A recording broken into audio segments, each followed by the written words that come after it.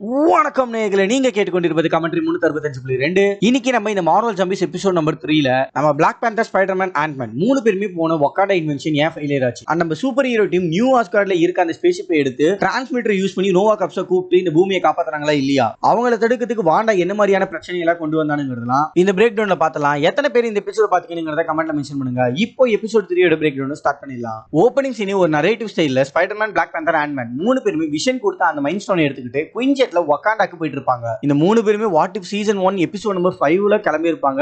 இப்போதான் உங்களுக்கு என்ன ஆச்சுங்கிறதே காட்டுறாங்களே. அண்ட் வக்காண்டாக்குள்ள வந்து அந்த 3 பேருமே அதிர்ச்சி கொடுக்குற மாதிரி அங்க இருந்த மக்கள் எல்லாருமே ஜாம்பியால இன்ஃபெக்ட் ஆயிருப்பாங்க. அது எப்படிடா வக்காண்டாவை சுத்தி தான் ஒரு ஷீல்டு இருக்குமே கேட்டீங்கன்னா, இப்போதான் நமக்கு வக்காண்டாக்குள்ள ஜாம்பி தானோஸ் வந்திருக்கிறதே காட்டுறாங்க. இன்ஃபினிட்டி வார் அப்பவே பார்த்திருப்பீங்க, டைம் ஸ்டோனை எடுத்ததுமே ஸ்பேஸ் ஸ்டோனை யூஸ் பண்ணி வக்காண்டாக்குள்ள தானோஸ் அசால்ட்டா வந்திருப்பாரு. அப்படிதான் ஜாம்பி தானோஸ் இங்கேயும் உள்ள வந்து அங்க இருந்த மக்களை ஜாம்பிஸா மாத்திருப்பாருன்னு நினைக்கிறேன். ஏன்னா எதையுமே அவனுக்கு கிளியரா எக்ஸ்பிளைன் பண்ணல, எல்லாத்தையும் நம்மளே இமேஜின் பண்ண சொல்லிக்கிறானுங்க. அந்த தானோஸ் பவர் ஸ்டோன் யூஸ் பண்ணி அவன் வந்து ஜெட்டை கிராஷ் பண்ண அங்க ஒரு பயங்கரமான ஃபைட் ஸ்டார்ட் ஆகுது. ஸ்பைடர்மேன், பிளாக் பேந்தர், ஆண்ட்மேன் 3 பேருமே தானோஸ் புரட்டி எடுத்திருப்பாங்க அந்த இடத்துல. நம்ம பிளாக் பேந்தருக்கு இந்த இடத்துல ஒரு காலம் இருந்திருக்காது. Because what if season 1 episode number 5ல விஷன் டிச்சாலாவோட காலை வெட்டி வாண்டாக்கு சாப்பாடா கொடுத்திருப்பான். ஒரு காலே இல்லனால என்னைக்குமே தலைவன் நான் தானு இறங்கி சம்பவம் பண்ணிருப்பாரு. அதெல்லாம் பீக்குங்க. ஆல்சோ நம்ம ஸ்பைடி விட்ட கிக்ல தானோஸோட தவடையே உடைஞ்சிருக்குங்க. என்னடா தானோஸ் இவ்வளவு வீக்கா பிரசன்ட் பண்றாங்களேன்னு கேட்டீங்கன்னா, ஆமா தானோஸ் அங்க ஜாம்பியால இன்ஃபெக்ட் ஆனதுனால அவரால் பெருசா கான்சென்ட்ரேட்டே பண்ணிருக்க முடியாது. முக்கியமா இந்த ஃபைட் சீன்ல தானோஸ் பவர் ஸ்டோன், ஸ்பேஸ் ஸ்டோனை தவிர வேற எந்த ஸ்டோனையும் யூஸ் பண்ணிருக்க மாட்டாரு, யூஸ் பண்ணவும் தெரிஞ்சிருக்காது. அதனால பக்கத்துல இருந்த கல்லு மேல ரியாலிட்டி ஸ்டோனை யூஸ் பண்ணி அந்த கல்லை கட் பண்ணி டைம் ஸ்டோனை யூஸ் பண்ணி ரிவர்ஸ் பண்ணி அந்த ஸ்டோன்ஸ்ல என்ன மாதிரி ஆக்ட் ஆகுதுன்னு கத்துக்கிட்டு இப்போ வாங்கடான்னு ரியாலிட்டி ஸ்டோனை யூஸ் பண்ணி அடியில இறந்து போயிருந்த ஜாம்பி ஹாரைட சமன் பண்ணிருப்பாரு. இது எல்லாத்தையும் தானோஸ் டக்கு டக்குன்னு கத்துக்கிட்ட மாதிரி தான் காமிச்சிருப்பாங்களே. தென் இந்த 3 பேரையும் ஜாம்பி ஹாரைட் சரௌண்ட் பண்ண அங்க நம்ம தலைவனோட தாரோட என்ட்ரி கூட க்ரூட்டும் ராக்கெட்டும் வந்திருப்பாங்க. ரைட்ரா, இன்ஃபினிட்டி வார்ல விட்டதை இங்க பிடிப்பாருன்னு நினைச்சேன். பட் இன்ஃபினிட்டி வார்ல எப்படி விட்டாரோ அதே தாங்க இங்கேயும் விட்டுருப்பாரு. வேற எதே இல்ல, ஸ்ட்ராம் பிரேக்கர் தான். செஸ்ட் கேம் பண்ணிருப்பாருங்க. ஸ்ட்ராம் பிரேக்கரால செஸ்ட்ல ஹிட் வாங்கின நம்ம தானோஸ் தெம்பா நின்னு பவர் ஸ்டோனை ஹோல்டு பண்ணி அமுக்க தார் அந்த இடத்துலயே நாக் டவுன். பட் தாருக்கு பெருசா அடியில விழுந்திருக்காது, வெறும் ராக்கெட் இருக்குன்னு கொடுத்த அந்த டம்மியான கண்ணு மட்டும் காலி ஆயிடும். தென் பின்னாடி வந்து க்ரூட்டோ ராக்கெட்டோ ஏதாச்சும் பண்ணுவாங்கன்னு பார்த்தா அவங்க நம்ம தார் நாக் டவுன் ஆகிறதுக்கு முன்னாடியே வேப்பரைஸ் ஆயிருப்பாங்க. ஆக்சுவலா ராக்கெட் கூட பரவாயில்ல, ஹானர் பண்றதுக்கு எலும்பாச்சு இருந்திருக்கும். ஆனா க்ரூட் வெறும் மறந்தானே, அதனால சாம்பலா இருக்கும். Rest in peace Groot. So இப்போ அவங்களை காப்பாத்த வந்தவங்களே காப்பாற்ற வேண்டிய நிலைமைக்கு தள்ளப்பட்டதுனால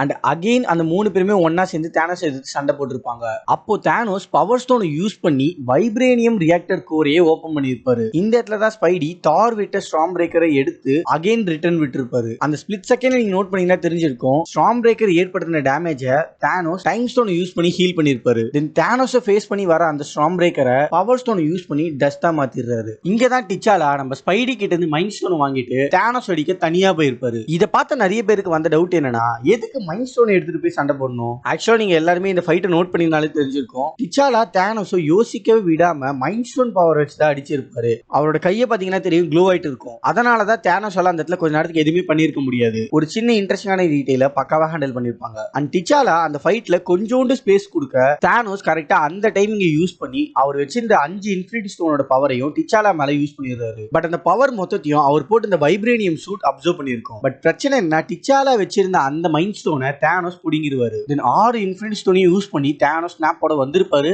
அப்போதான் நம்ம டிச்சாலா வக்காண்டா ஃபார் எவர்னு மனசுக்குள்ளேயே சொல்லி அவரோட சூட் அப்சர்வ் பண்ணியிருந்த மொத்த பவரையும் தானோஸ்க்கு ரிட்டர்ன் பண்ண டிச்சாலாவும் தானோஸும் வைப்ரேனியம் கோருக்குள்ள விழுந்துடுறாங்க. இன்க்ளூடிங் 6 இன்ஃபினிட்டி ஸ்டோனும் உள்ளே தான் விழுந்திருக்கும். நான் முன்னாடி மென்ஷன் பண்ணல, வைப்ரேனியம் ஒரு ரேடியேஷன் பவர் அப்சர்வ் பண்ணி ரிட்டர்ன் பண்ணணும். அதே மாதிரி அந்த 6 இன்ஃபினிட்டி ஸ்டோன் பவரையும் அப்சர்வ் பண்ணி ஒரு பிளாஸ்டா கன்வெர்ட் பண்ணி அனுப்ப அது ஆக்சுவலி இந்த பூமியை அழிக்கிற அளவு பயங்கர பவர்ஃபுல்லா வந்திருக்கும். இப்போ அந்த ரேடியேஷன் பிளாஸ்ட் கிட்ட தப்பிக்கிறதுக்காக ஸ்பைடர்மேன், ஆண்ட்மேன் முடிஞ்ச வரைக்கும் ட்ரை பண்ணிருப்பாங்க.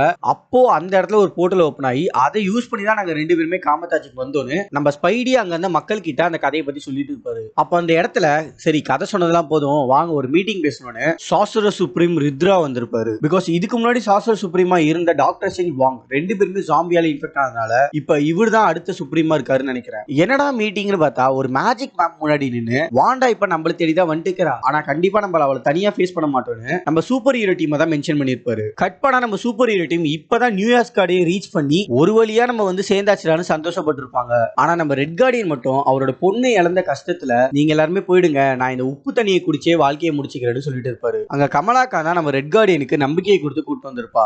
நியூயார்க் கார்டு ஒரு ஹில் சைட்ல இருக்க மாதிரி தான் காட்டுறாங்க. ஆல்சோ அவங்க உள்ள வர பார்த்த ஜாம்பிஸ் எல்லாத்தையும் நம்ம வால்கேரி தான் குத்தி சொறி வச்சிருப்பா. அண்ட் வால்கேரி நம்ம யூனிவர்ஸ்ல நியூ ஆஸ்கார்டோட குவீனா இருப்பா. ஆனா இங்க வால்கேரி ஒரு பாதுகாவலனா தான் காட்டுறாங்க. தென் நம்ம சூப்பர் ஹீரோஸை பார்த்த வால்கேரி உள்ள ஒரு ரெவல்ஸ் நடந்துட்டு இருக்குது, அதனால இங்க கிளம்புங்கன்னு சொல்ல அதை புரிஞ்சுக்காத நம்ம சூப்பர் ஹீரோஸ் உள்ள வர பார்க்க அப்ப வால்கேரி என்கிட்ட அடி வாங்காம கிளம்பிடுங்கடான்னு சொல்லி மிரட்டி இருப்பா. அப்ப நம்ம தலைவன் பிளேட் ஃப்ரண்ட்ல வந்து யாருக்கிட்ட பேசுறதே தெரியாம பேசிட்டு இருக்காரு. அவருக்குள்ள இந்த கான்ஷோ வெளியே கொண்டு வர அப்ப நம்ம கான்ஷு என்னம்மா கண்ணு பார்த்து ரொம்ப நாள் ஆச்சு, எல்லாம் நம்ம பசங்க தான் உள்ள வீடுன்னு சொல்லி பேசிட்டு இருப்பாரு. ஆனா நம்ம கான்ஷு வால்கேரி கிட்ட பேசிட்டு இருக்குது வேற யாரு கண்ணுக்கும் தெரியல போல. அங்க இருந்து எல்லாருமே பேந்த முழிச்சிட்டு தான் இருந்துப்பாங்க. தென் வால்கேரி கான்ஷு கிட்ட பேசி முடிச்சுட்டு கேட்டை ஓபன் பண்ணி இவங்க எல்லாரையும் உள்ள கூட்டு போயிடுறா. தென் ஆஸ்கார்ட்ல எப்படி அவ்வளவு பெரிய சிலையெல்லாம் ஸ்கல் பண்ணிருப்பாங்களோ அதே மாதிரி இந்த ஹில்ஸ்குள்ளேயும் வச்சிருக்காங்க. நம்ம ஓடினுக்கு ஒரு சிலை இருந்திருக்கும். தென் ரெவல்ஸ் போயிட்டு இருக்குன்னு சொன்னீங்களே அப்படின்னா என்னன்னு பார்த்தா ரெவல்ஸ்னா பார்ட்டின்னு அர்த்தம் போல. அங்க இருந்த எல்லாருமே சாப்பிட்டு என்ஜாய் பண்ணிட்டு இருப்பாங்க. பட் உள்ள போறதுக்கு முன்னாடி நம்ம பிளேட் எதையுமே தொடாதீங்கன்னு தான் சொல்லியிருப்பாரு. பட் ரெட் கார்டியன் அவரோட பொண்ணை இழந்த வருத்தத்துல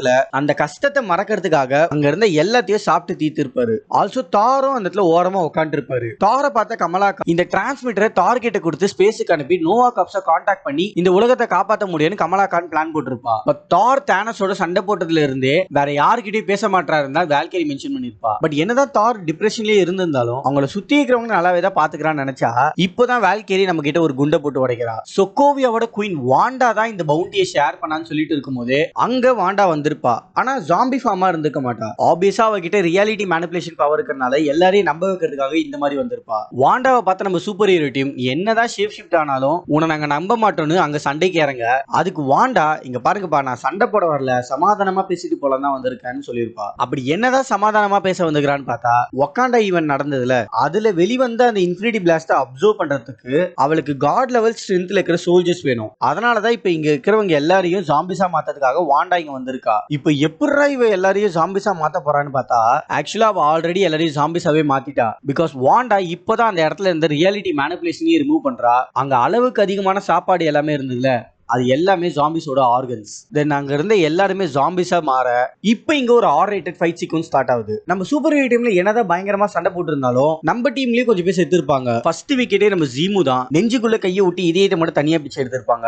அடுத்ததான் நம்ம டெட் டீலர் கையை காலெல்லாம் உடச்சு போட்டு தூக்கி தரையிலேயே ஒரு ஸ்மாஷ் மூஞ்சி கிஞ்செல்லாம் பேந்து போய் கிடக்கும். அடுத்தபடியா நம்ம ஜிம்மி ஹூ இருக்கிறதுலே ரொம்ப கொடுமையான சாவு இவருக்கு தான். நம்ம ஜிம்மி ஹூ கண்ணு எதிர்க்கவே டெட் டீலர் காலியா இருப்பாரு. அதனால கடுப்பாய் பின்னாடி கூட பார்க்காம கடகடன்னு சுட்டுன்னு இருக்க ஒரு 4-5 ஜாம்பி ஒன்னா சேர்ந்து தலையில இருந்து கால் வரைக்கும் போட்டுக்கிற சட்டையில இருந்து ஷூ வரைக்கும் எல்லாத்தையும் பிச்சு போட்டுருக்கோம். நம்ம சூப்பர் ஹீரோ டீம் என்னதான் அந்த இடத்துல எல்லாரையும் காலி பண்ண ட்ரை பண்ணியிருந்தாலும் அங்க இருக்கிற ஜாம்பிஸ் எல்லாமே காட் லெவல் ஸ்ட்ரென்த்ல இருக்கிற சோல்ஜர்ஸ். அதனால இதுக்கு மேலே எந்த விக்கெட்டும் விடக்கூடாதுன்ட்டு வால்கேரி கிட்ட அந்த ஸ்பேஸ்ஷிப் கிட்ட எங்களை கூட்டிட்டு போன்னு சொல்ல அந்த ஜாம்பி சோல்ஜர்ஸ் கிட்ட இருந்து இவங்க எல்லாருமே தப்பிச்சு ஓடிட்டு இருக்காங்க. இதுல நம்ம ரெட் கார்டியன் வேற அளவுக்கு அதிகமா ஜாம்பியோட வரல தெரியாம சாப்பிட்டு இருப்பாரு. சோ இப்போ கொஞ்சம் கொஞ்சமா அவரே இப்போ ஜாம்பியா மாறிட்டு இருக்காரு. பட் அது தெரியாத கமலா கான் ரெட் கார்டியனை ஸ்பேஸ்ஷிப் வரைக்கும் கொண்டு வந்திருப்பா. கரெக்டா ஸ்பேஸ்ஷிப் குள்ள போறதுக்குள்ள ரெட் கார்டியன் முழுசா ஜாம்பியா மாற வேற வழியே இல்ல ரெட் கார்டியனை அங்கேயே விட்டுட்டு ஸ்பேஸ்ஷிப்ல ஏறி எல்லாருமே கிளம்புறாங்க. என்ன ஷிப்னு தெரியுதா? நம்ம கிராண்ட் மாஸ்டரோட கிலிலு ஷிப். பட் அது எப்படி இங்க வந்து சத்தியமா எனக்கு ஐடியாவே இல்ல.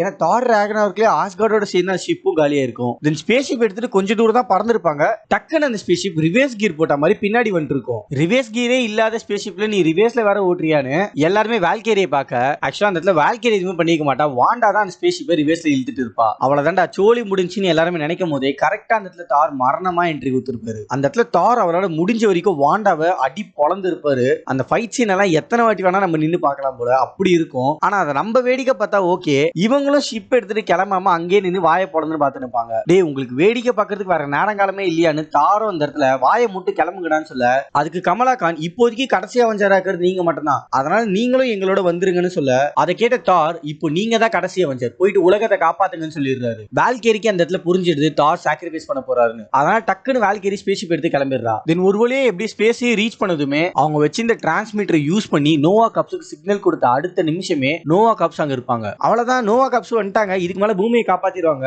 இதுக்கப்புறம் எதுக்கட எபிசோட் 4னு கேட்டீங்கன்னா இப்பதான் வால்கேரி அங்க ஒரு விஷயத்தையே சொல்லியிருப்பா. நம்ம இருக்கிறதுலே ஒரு ஃபாஸ்டான சிக்னலே கொடுத்திருந்தாலும் அது இந்த கேலக்சியில அவங்களை ரீச் பண்றதுக்கு மினிமம் 2 வீக்ஸ் ஆச்சு ஆகும். ஆனா நம்ம கூப்பிட்ட அடுத்த நிமிஷமே நோவா காப்ஸ் இங்க வந்து நிக்கிறாங்கன்னா அவங்க ஆல்ரெடி இங்கேயே தான் இருந்திருக்காங்கன்னு சொல்லி முடிக்கல.